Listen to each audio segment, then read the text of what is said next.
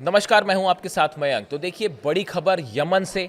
Yemen में भिड़े Saudi Arabia और UAE, और इसमें जीत हुई है बड़ी ईरान की और हुतीस की। अब मैं ये बात क्यों कह रहा हूं, इसको समझना होगा। देखिए, जैसा कि आप जानते हैं, आपने खबरें पढ़ी होंगी, सब तरफ पूरे मिडिल ईस्ट में इसकी चर्चा थी कि यूएई का एक जो शिप था, जो कि एक पोर्ट पर था, एक कंसाइनमेंट था बड़ा, जिस पर सऊदी ने एयर स्ट्राइक कर दी। और ये यमन का जो पोर्ट था, वहाँ पे रखा हुआ था ये कंसाइनमेंट, जो कि हथियारों से भरा हुआ था। और यूएई ने ये हथियार सप्लाई किए थे सदर्न ट्रांजिशनल काउंसिल यानी एसटीसी को। एसटीसी वो संगठन है जिसका यमन में, जिसकी मदद कर रहा है यूएई, मदद कर रहा था, और उसके लिए हथियार सप्लाई किए थे। लेकिन सऊदी अरब को ये लगने लगा था कि ये एसटीसी संगठन सऊदी के लिए खतरा पैदा हो सकता है, इसलिए सऊदी ने एयर स्ट्राइक करके ये हथियारों का कंसाइनमेंट उड़ा दिया यूएई का। और कई आरोप लगाए यूएई के ऊपर कि यूएई जो है वो एसटीसी की मदद कर रहा है और एसटीसी संगठन सऊदी के खिलाफ हो सकता है। यानी सऊदी और यूएई दोनों आपस में भिड़ गए। गए तो यमन में थे हुती का मुकाबला करने के लिए। और यमन में ये जो दोनों यूएई और सऊदी की सेना मिलकर मुकाबला करना चाह रही थी हुतियों का। लेकिन अब हुआ ये कि सऊदी और यूएई आपस में भिड़ गए। उसका नतीजा ये हुआ कि यूएई ने अपनी फोर्सेस वापस बुला लिए हैं यमन से। अब ये इस सऊदी और, देखिए, मैं बहुत खबर के डिटेल में नहीं जा रहा, वो आपको पता ही होगा कि जो मुकल्ला पोर्ट है यमन का, यहाँ पे स्ट्राइक हुई और हथियार तबाह हो गया। ये खबर आपने पढ़ी होगी। लेकिन अब इसकी इनसाइड स्टोरी समझना पड़ेगा कि इससे यमन को क्या फ़ायदा हो रहा है, इसका यमन पर क्या प्रभाव पड़ेगा, हुतियों पर क्या प्रभाव पड़ेगा, और ईरान की कैसे ये बड़ी जीत है। अब देखिए, ये यूएई और सऊदी आपस में भिड़े, नतीजा ये हुआ कि यूएई ने वहाँ से अपनी फोर्सेस वापस बुलानी शुरू कर दी हैं। अब वहाँ बचती हैं सऊदी की अकेली फोर्सेस। अब इससे तीन बड़े फायदे हुए ईरान के। मैं ये क्यों कह रहा हूँ कि ये ईरान के लिए इस पूरे इलाके में बड़ी जीत है। देखिए, पहली वजह, ये जो हथियार उड़ाए गए, सऊदी ने जो एयर स्ट्राइक करके जो हथियार उड़ा दिए, ये हथियार यूएई ने पहुंचाए थे। और ये संगठन एसटीसी को जाने वाले थे। एसटीसी वो संगठन है जो इसका इस्तेमाल हुतियों के खिलाफ करता। यानी वो हथियार तबाह कर दिए गए जिनका इस्तेमाल हुतीस के खिलाफ होना था। ये पहली बड़ी जीत हुतियों की और ईरान की।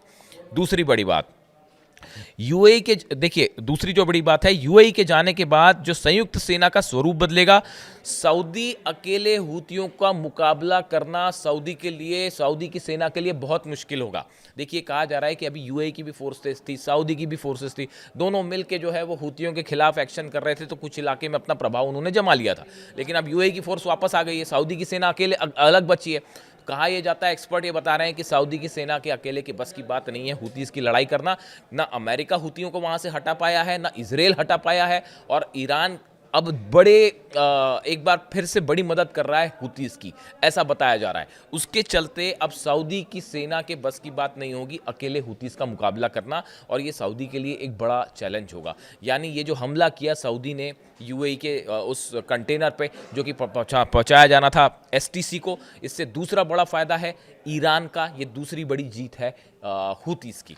अब तीसरी बड़ी बात आप देखें कि सऊदी, यूएई की जो फोर्सेस थी वहाँ पे, और ये जो एसटीसी संगठन है, इसने मिलकर यमन के कुछ ऐसे इलाके में अपना प्रभाव जमा लिया था जहाँ पे तेल के कुएं हैं, नेचुरल रिसोर्सेज हैं। अब यहाँ से यूएई की फोर्सेस वापस आ गई हैं। एसटीसी भी जो है वो सऊदी के निशाने पे है। यानी इस आपसी जंग के चलते अब एक बार फिर हुतीस को मौका मिलेगा उन इलाकों पर फिर से अपना प्रभाव जमाने का, जिसमें अभी धीरे धीरे सऊदी और यूएई अपनी पैठ जमा रहे थे अमेरिका की मदद से। अब चूंकि यूएई की फोर्स वापस आ गई है, सऊदी की फोर्स अकेले बची, तो हुती इन पर भारी भारी पड़ने लगेंगे। देखिए, शायद यही वजह है कि यूएई की फोर्स आने के बाद और सऊदी और यूएई की इस जंग से अमेरिका भी परेशान है। मार्को रूबियो ने सऊदी में अपने जो रिप्रेजेंटेटिव्स हैं उनसे बात की है इस मुद्दे को लेकर। यमन में जो कुछ हुआ, जिस तरह से पोर्ट पर स्ट्राइक की गई, सऊदी अरब की तरफ से एयर स्ट्राइक हुई, इसके बाद अमेरिका के विदेश मंत्री मार्को रूबियो ने पूरे मामले की जानकारी ली, सऊदी पर बात करी। देखिए, अमेरिका और इसराइल की ये चिंता है कि अगर यमन में हुती पहले के मुकाबले और पावरफुल होते हैं तो ये ईरान की बड़ी जीत होगी। ये इजराइल के लिए झटका होगा, अमेरिका के लिए झटका होगा, बाकी जो अरब देश हूती के खिलाफ है उनके लिए बड़ा झटका होगा। यानी इस तरह से सऊदी और यूएई की इस लड़ाई में ईरान को और हुतीस को तीन बड़े फायदे हुए। अब देखिए, अगर हम थोड़ा सा इसको समझने की कोशिश करें कि आखिर ये एसटीसी संगठन था क्या, कैसे बना ये। सऊदी अरब और यूएई ने मिलकर यमन में सैन्य कार्रवाइयाँ की, लेकिन उसका कोई ठोस नतीजा हासिल नहीं हुआ।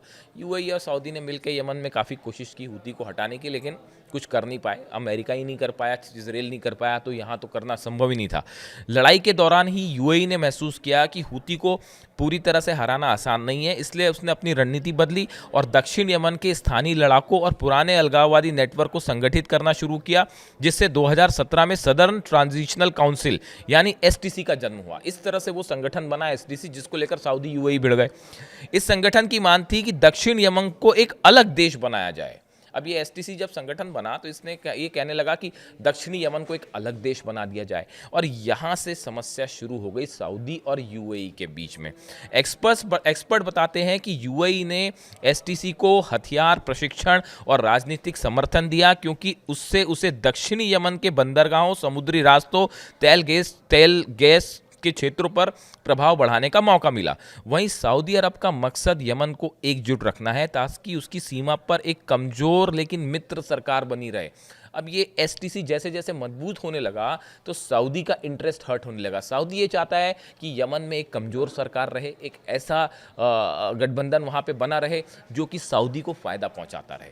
ये सऊदी का इंटरेस्ट है, जो ऐसा एक्सपर्ट बताते हैं।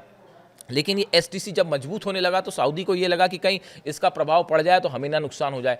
यानी इसी चक्कर में एक बार फिर सऊदी और यूएई आपस में अपने ही इंटरेस्ट के चलते क्लैश में आमने सामने आ गए, और इसमें बड़ा फायदा हो गया है अब हूती का और ईरान का। देखिए ये घटना, इसके अलावा भी इसका एक बड़ा इम्पैक्ट और है मिडिल ईस्ट में। अमेरिका क्यों चिंता में आया इस घटना के बाद? देखिए मिडिल ईस्ट में हम अक्सर देखते हैं कि यहाँ पे जो कोई भी बड़े फैसले होते हैं, बड़े निर्णय होते हैं जो कि एक्शन में आते हैं, वो फैसले सिर्फ ईरान की तरफ से हुए। आप चाहे 12 दिन की जंग की बात कर लीजिए, उसके पहले 180 मिसाइल्स फायर की ईरान ने, आप उसकी बात कर लीजिए, या लेबनान में एक्शन की बात करिए, यमन में करिए, गजा में करिए। जो बड़े फैसले हुए वो एक बार फिर ये साबित हुआ है कि बड़े और तेज फैसले लेने का काम अगर कोई करता है तो वो ईरान करता है। अक्सर अरब देशों पर यह आरोप लगता है कि वो बैठकें करते हैं, चर्चा करते हैं, लेकिन एक्शन नहीं लेते। और इस घटना के बाद एक बार फिर यह साबित हुआ कि मिडिल ईस्ट में बिना ईरान के ना तो कोई गठबंधन मजबूती के साथ आगे बढ़ सकता है और ना ही कोई पॉलिटिकल बदलाव हो सकता है। इसलिए ये घटना ईरान की मिडिल ईस्ट में एक बहुत बड़ी जीत है। इससे जुड़ा जो भी अपडेट होगा आप तक पहुंचाएंगे। Thank you so much.